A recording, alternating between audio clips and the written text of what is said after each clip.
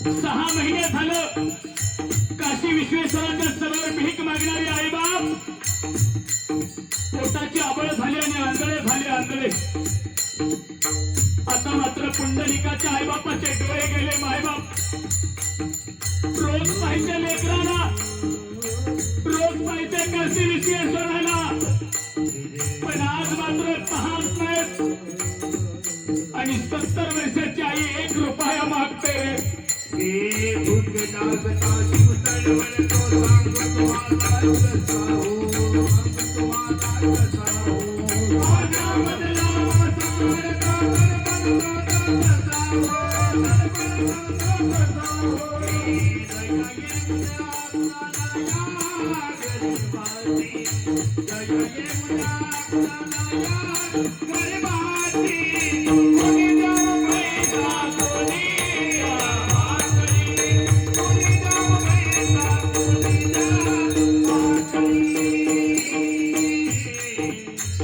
एका रुपयासाठी, एका भाकरीसाठी देवाच्या दारात पडलेले आहे बाप.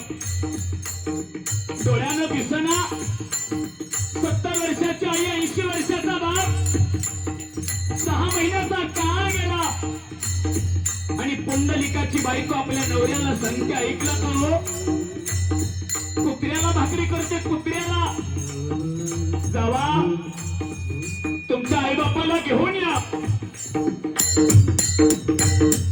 आई बापाला घेऊन या, घराची राखण तरी करतील.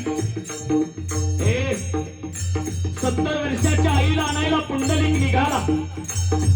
जाता जाता कोकण स्वामीचं दर्शन झालं. आई बापाची सेवा काय असते पुंडलिकाला कळाले आणि काशी विश्वेश्वराच्या समोर उभा राहिला पुंडलिक.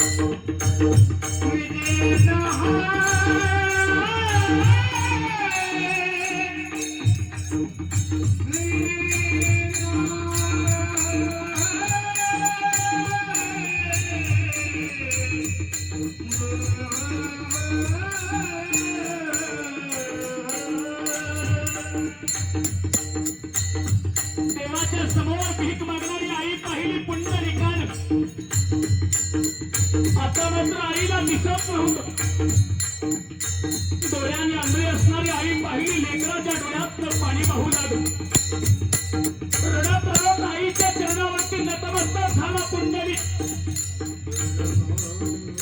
कुणीतरी आपल्या पायावरती नतमस्तक झालंय आणि पुंडलिकाची आई सांगते, ए राजा,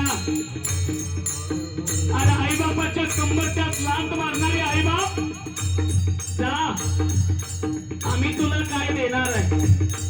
मागायचं असेल तर त्या देवाला माग. आईचा हात हातात घेतला पुंडलिकाने आणि हात हातात आल्यावरती आई रडायला लागली. ए पोरा, आलास लेकरा, 6 महिन्यात आलास रे. ए पोरा, सांग ना तुझा प्रपंच कसा चाललाय? आणि घरातून बाहेर हाकलेले आहे बाप स्वतःच्या लेकराला विचारतात, तुझा प्रपंच कसा चाललाय? अरे स्वतःच्या गळ्यातलं सोनं ऐकून लेकराच्या आयुष्याचं सोनं करती, तिचं नाव आई असतं. आणि स्वतःचं तारुण्य खऱ्या अर्थानं संपून लेकराचं तारुण्य फुलवतं, त्याचं नाव बाप असतं. रडणारा पुंडलिक आईला सांगतो, आई चल, तुझं लेकरं तुला न्यायला आलं. आई 80 वर्षाच्या बापानं पुंडलिकाचा आवाज ऐकला आणि बाप मात्र मान फिरवून बसला. ए आई, तू माझी आई आहे ग. तू मला माफ केलं पण बाबा माफ करायला तयार नाही. पुंडलिका, बाप आहे तुझा बाप, माफी माग तुझ्या बापाची. 80 वर्षाच्या बापाच्या चरणावरती नतमस्तक झाला पुंडलिक. एका खंडावरती आई आहे, दुसऱ्या खंडावरती बाप आहे. आई बापाला घेऊन पुंडलिक वाळवंटात आलेला आहे. एका मांडीवरती बापाचं डोकं, एका मांडीवरती आईचं डोकं आणि पुंडलिक आई बापाची सेवा करायला लागला.